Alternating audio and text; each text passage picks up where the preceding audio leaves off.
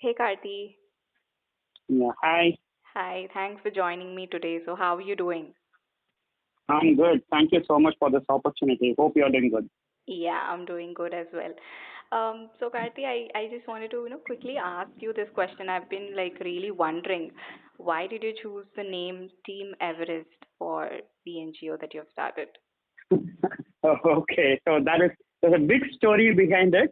Mm-hmm. But to keep it short, see, this I chose during my college days actually. Mm-hmm. Initially, I was thinking of a Tamil name because I am from Tamil Nadu. Mm-hmm. So, but then I thought, okay, hey, what if we become famous and then, like people find it difficult to pronounce our name. Yeah. So I thought we should keep an English name. Mm-hmm. Then I thought, like, hey, why don't we what if we become internationally famous and how do people know we are from India? So I was wondering what is the name we should keep. Mm-hmm. And people could immediately relate to us. And I was somehow the name Everest came into my mind. The first name came was Taj Mahal, so everyone can relate to India. But now that I can't keep it as a name, I Mm. thought Everest. Okay, why don't we keep Everest? And I was very particular. The word team should be there. Okay. Like because I know as a team we could achieve more. So that's how the word Team Everest came in. Mm-hmm. But after that, right, another reason I would say, and this is how the name actually started. But later, one thing I figured out is I'm very, very passionate about volunteering. And, like I always equate volunteering to mother's love because this is something you give out of pure love, right? You are giving it from your heart actually. And I would say volunteering is the best thing you could do. When you volunteer, you will feel at top of this world. So just like on top of say Mount Everest, right? So Yeah. that's how I equate it. And I would say volunteering is the best thing you could do in your life. True. So that's how I was able to equate this with Team Everest. Yeah, I mean, my journey with Team Everest, like it's been around like 1+ years, 1.5+ years, and whatever initiatives that I've participated in gave me immense satisfaction as well. Fantastic, fantastic. Great to know that. Yeah. Thank you for volunteering. I'll keep volunteering and I'll keep pushing other people to do that as well. So, Yeah. yeah, Karthi, I just wanted to know, like, how did you, okay, you had this, name Team Everest in your mind and all that. So, Mm. how did this procedure go on, like, to set up an NGO here in India? What was the procedure like? How difficult was it for you? What all challenges did you face? And let's say if someone's out there who has similar thought process like you and they want to start Mm. their own Mm. NGO, could you, Mm. describe the process in a little so that it'll help others? Sure. Yeah. See, basically, first thing I would suggest is you would think twice whether you would register a non-profit first of all, because somewhere I read,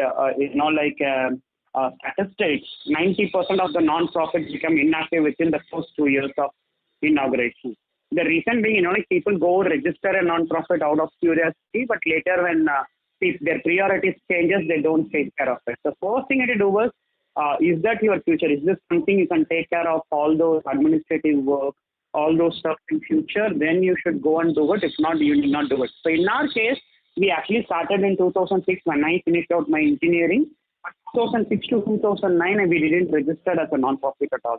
So we had volunteers. We were doing a lot of volunteering work, but we didn't register as a non-profit. But post that, right, a lot of people are asking, hey, I want to contribute. You are doing a good job. So it would be nice if it set it up as an entity, all those things. So that's when we went. We registered as a non-profit because I know, like my initial thought in 2006 is I was wondering if I can sustain this for 3 years, I can sustain it for many more years to come. So 2006 to 2009 was my testing period. We tested the waters and we were able to do it. That's when I went and did the registration. So my easiest recommendation would be, see, these laws keeps changing. The easiest option is to identify an auditor who can guide you on this procedure, and you pay them a small fee, they will get it. That would be my recommendation because in different states there will be different things that would happen. So I would highly, highly recommend you reach out an auditor who can guide you on this.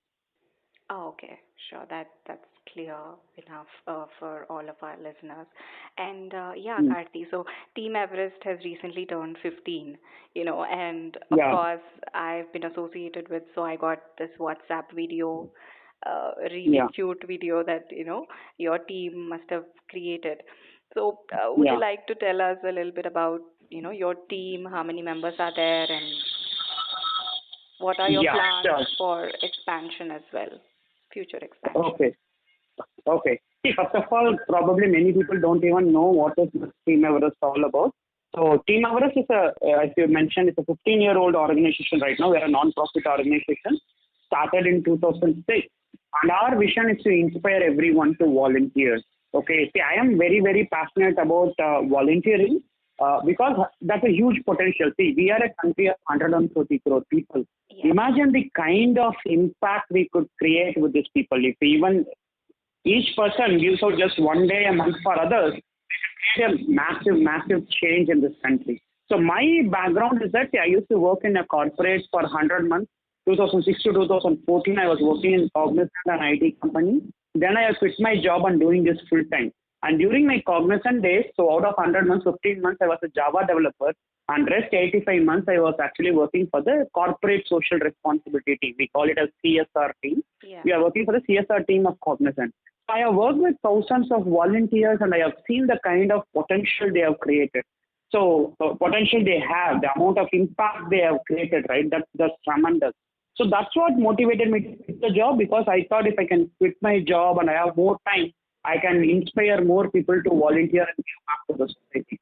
So if you look at it right now, till 2014, we didn't add any employees at all. We had only volunteers. So we had close to 9,000, 9,500 volunteers at that time. We started with zero, probably one. I used to tell myself as first volunteer of Team Everest. So in 2006, it's just me. We slowly started doing our work. More people came in. And in 2014, when I quit, we had 9,500 volunteers and no employees at all.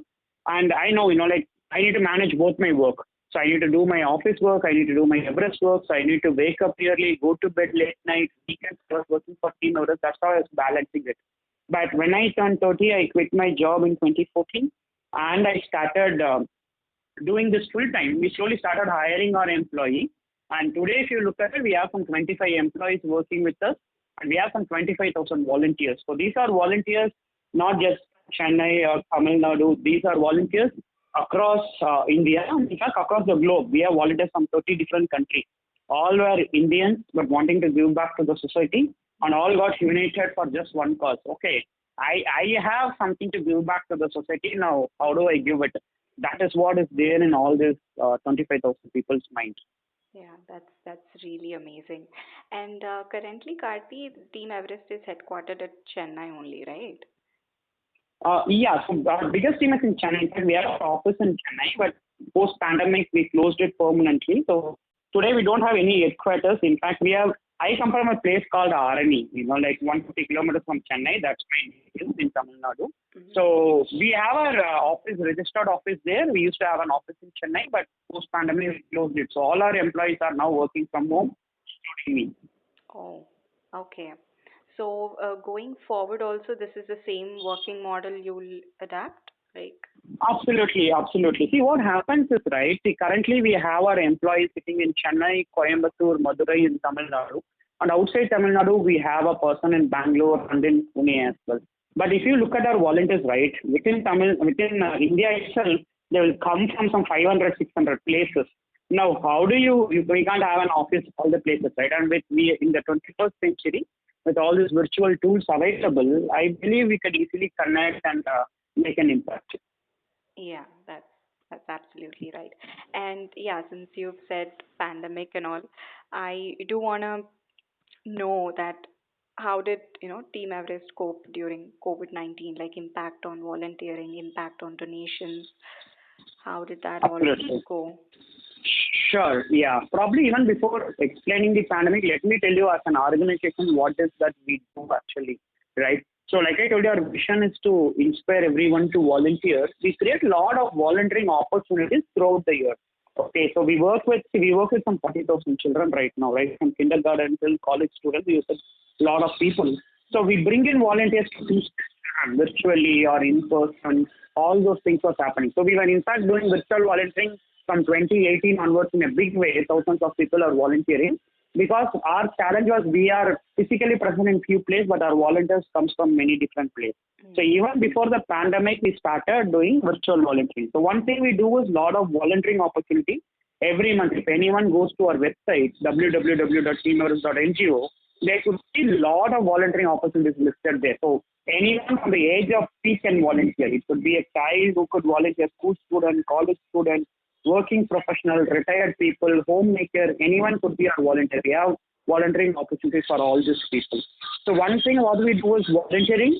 Second thing what we do is scholarship. So we run a scholarship program called I Am the Change Scholarship, Mm. where we identify parentless, single parented and financially poor students, and we sponsor them for their UG degree, like for their undergraduation. So we have sponsored like around 850 students in the past 5 years for their graduation.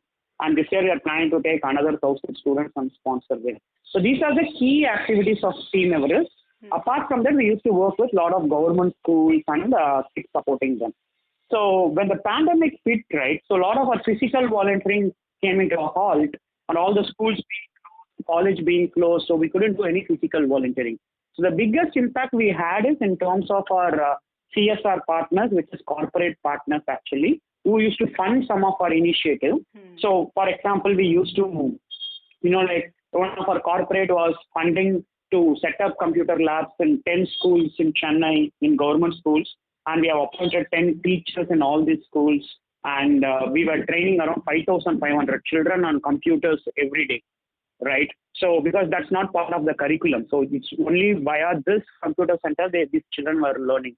So post-pandemic schools was closed and there was funding requirement for COVID. So this project got cancelled and the funds has been transferred towards COVID initiatives. Similarly, there were two, three other initiatives which got cancelled. So I would say we lost 90% of our corporate funding. But Mm. luckily, we were, like, see, as an organization, we get 70% of our funds from individuals. So, though there are few individuals who lost the job, so they couldn't continue sponsoring, Mm. so they canceled their monthly donation. They stopped. People used to donate, say, 10,000 rupees every year. Mm. So, this kind of yearly donors stopped donating. But on the other hand, right, you see, whenever the history says, whenever there was a crisis, the human inside you gets awakened. So Yeah. they came, like many people found out, like I am in a better position in life, but so many people are struggling. How could I make a difference? So they came, they started contributing. They know the good work Team Everest was doing. So what has happened is, in fact, we raised more funds than when there is no pandemic. So luckily, we lost a lot of corporate funds, but that's been compensated by the individual donors actually. Wow. So Indeed. that's our what do you say, the pandemic story that we had. And And good thing that has happened during this period is we were teaching around 15,000 children via phone. And that was only learning opportunity for all these children. So more than some 10,000 people volunteered in 2020 alone. mm. And we were teaching around 15,000 children via normal phone call, because many of the children are in rural areas with no access to smartphones. The Mm. only way you can do was reach out to their parents' phone and teach the child. So every day, at least for 15 minutes or 1 hour, our Mm. volunteers were teaching the children. So that is something amazing that happened last year. Yeah, and I've also seen that during this pandemic only, you've also managed to supply groceries and other basic necessities to, the needy people as well. Apart Yeah. from volunteering and scholarship, you've also pitched in to distribute the basic groceries. Absolutely, That absolutely. was, Yeah. See, what has happened is, like I told you in our scholarship, we work with a lot of parentless single parented students. So most of them are, like single parented with an illiterate woman taking care of the entire family. So they used to do some jobs like cooking or washing vessels or watchman work. So something like this is what they do. So most of these jobs are lost. So some 70 to 75 percentage of our parents lost jobs, so they don't know where their next food is going to come from. mm, So what we did is we did a quick survey and we reached out to these children and in villages where we are sponsoring children. We identified them. We did two, three different initiatives. One thing we did was we we raised funds and we gave per family anywhere between 3,000 to 7,000 rupees per family. Mhm. And we call it as a COVID livelihood funding. So that, like, it's not just only about grocery, right? See, there could be an grandma in the home who need medicine. Now you can't purchase that. So the best person to make that decision is actually the person inside the home, right? So we Yeah. may think groceries are only need, but they might have so many. They may need to pay their electricity bill, they need to pay the rent, they need to recharge their mobile, very, very busy. Maybe their gas ran out, so you need to pay for that. So you don't know what is their need. So Mm. what we did is we raised fund, we directly deposited in their bank account so that they could decide where it could be spent. And these are people whom we are working with years. So we knew that they will put these funds to best use. That was one thing we do. Mm. Yes, we gave groceries for some of these families. Second thing we did. Third thing we did is some of the teachers we deployed in the school lost jobs because the school is closed. So what we did is we did a program called Save the Teacher, Mm. where we told our volunteers that many teachers have lost a job.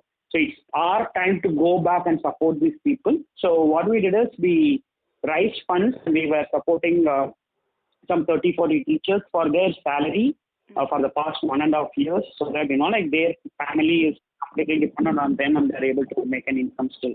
And these teachers continue to teach virtually now over the phone and becomes our coordinator in the villages and taking care of rest of the children virtually and helping us connect with volunteers and all. So that's the third thing we do. And finally, we are in the process. So we have identified some 150 students from our scholars list who didn't have a smartphone, or the smartphone is not working anymore right now. We're sponsoring them with a smartphone also right now. So these are some of the immediate action steps that we have taken, and we have spent more than 1 crore completely right from individuals on Mm. various COVID relative projects. That's absolutely like, I mean, I'm getting goosebumps listening to all that. I remember I was just sitting at home and doing nothing, but you were out there. I mean, hats off to you, Karthi. So, Karthi, I just wanted to ask, like, all through these years, since the inception of Team Everest and up until now, and I can't ask anything about future, but all these years, is there any like unforgettable incident, I don't know, which has changed your perspective about life? Some incident that would just, it's always there in your mind. It kind of, Okay. See, there are actually so many actually, but yeah, maybe this is one story that I used to tell in many of my interviews. Maybe I will stick to that also this sure, time. sure. So, like, I think this happened in 2007 or where we went to a village and, like, I mean, a small place, small town, I would, where we met a student, like the school. We actually went there to give free notebooks to children. Most of Hmm. them come from tribal areas. Hmm. So the school principal told, like, we have one of our students who passed out of the school, studying in a different school. So he finished 12th grade, he got more than 85 percentage. But unfortunately, he couldn't join college because he didn't have enough money, but he has a lot of passion to study. So I told him, okay, let's meet this guy, ask him to come and meet me. So I was staying in their home at that day. And, like, that guy came. So while coming, he was holding a plate. The plate is filled with samosas. So he is someone who sells samosas on the street. And what he does, like, and he has a small cart which he keeps pushing street by street selling samosas. Mm-hmm. And after selling any, he will go back to the bus stand and he will park the cart there below a street lamp, and he used to study there. So whenever any customer comes, he just keeps the book, Mm-hmm. sell the samosa, and then take the book again, continue reading it. And that's how he actually scored 85 percentage. Oh, Isn't that amazing? Imagine. yeah. Like, so he scored that mark, and I asked him what he wants to become. He told, I want to become an automobile engineer. And asked him whether you applied for engineering. He told, no, I didn't apply. I asked him why. Because he told that application form is 500 rupees and I do not have 500 rupees. Now, how do I apply for it?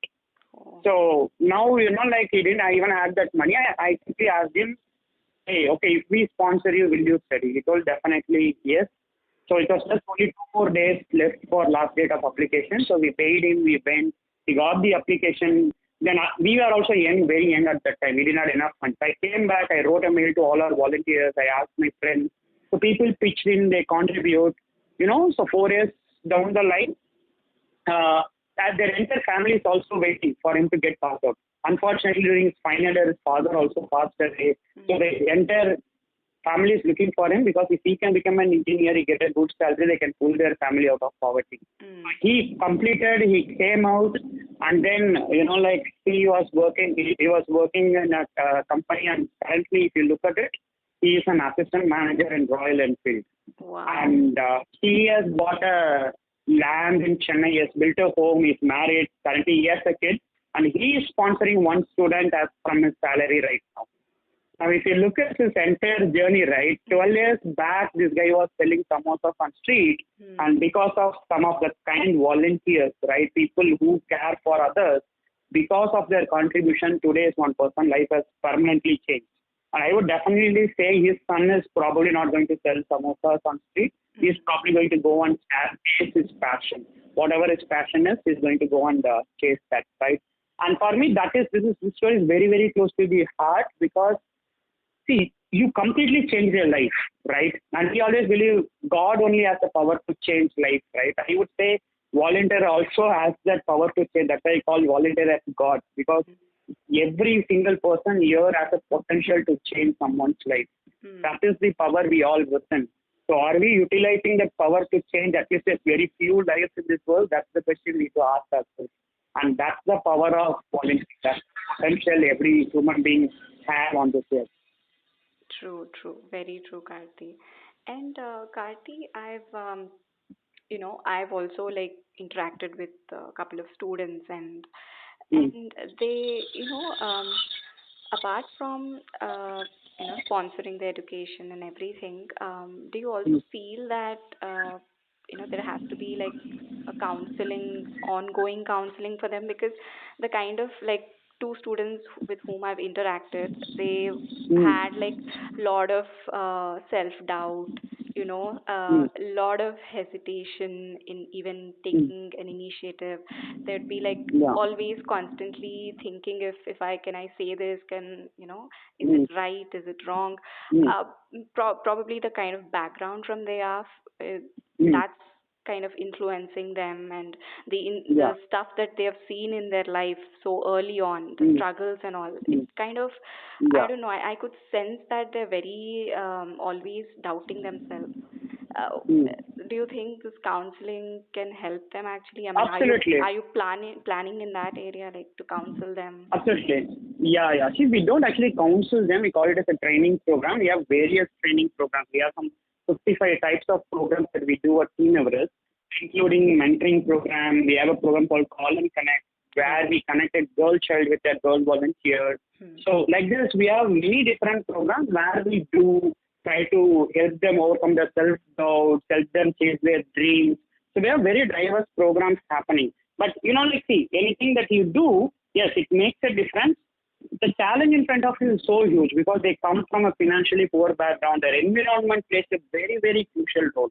So Yeah. they don't see any role models in front of them. So they don't pick up right behavior right from your childhood. So we most of us are very fortunate because we have very good parents. We are born and brought up in very good environment, Hmm. and we have very good teachers. So like most of these children missed it out.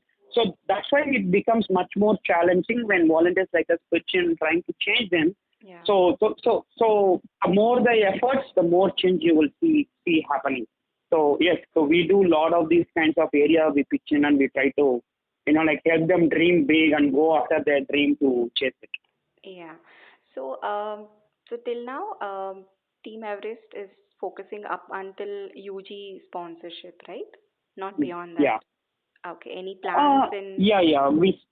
We support till the UG. So we have programs where we pick a child from LKG and we sponsor them till their college also. Mm. So yeah, but right now yes, still undergraduate we sponsor that. All right. All right. Karthi, any final thoughts you'd like to share with our listeners? I mean, I could go on and on and on, but I also know that your time is very, very precious. And yeah, Yeah, yeah. could you? So first of all, big thanks for this opportunity. So my only thing that I would always say is I would recommend everyone to try volunteering. See, many people say that, like, hey, my life is busy, my office work is busy now. how do I find time for volunteering? I don't have time. That's what many people say, that they don't have time. Yeah. But I would say, like the same person who says I don't have time would have probably watched two movies in a Hotstar or on Amazon Prime the same week. So it's actually not about time. It's about finding the time. Like, see, because if you put what is a top 15 priority, for most of the people, volunteering is not even in that list. Mm. And you will probably, end of the day, you would be, like doing only 7 or 8 tasks, and your volunteering is not even the top 15, and you're not crossing number 8. Mm. Now, how are you going to do it? So it's not about volunteering when you find time. It's about finding time to volunteer. You need to fix it. You need to make it as a priority. So I would say, see, many people feel like I'm sacrificing something to do volunteering. Mm. No, what I would say is it's a lifestyle. Just like how you go to a beach, just like how you go to a movie, just like how you go to a shopping, just go and volunteer also. So if when we are children, our parents taught us took us to a shopping, took us to a temple, took us to a movie, so we are used to it. So if someone of you is listening as a parent, it's right time we should teach our children volunteering so that the future India could volunteer. So what I would say is you could be anyone, you could do anything, but please volunteer because this world needs people like you. So that would be my only message. So keep volunteering and keep making a difference. This world needs more of you. All right. Thanks a lot, Karti. I mean, you've inspired me. You don't know, I mean, how much impact you've had on me and all the other, Team Everest volunteers and also the kids whom you have managed to sponsor. You're Sure. truly making a difference. Thanks a lot, Thank Karti. you. Thank you. Credit goes to all our volunteers. So thank you so much for this opportunity. Thank you, Karti. Take care. Thank you. Yeah. Yeah, Bye. bye.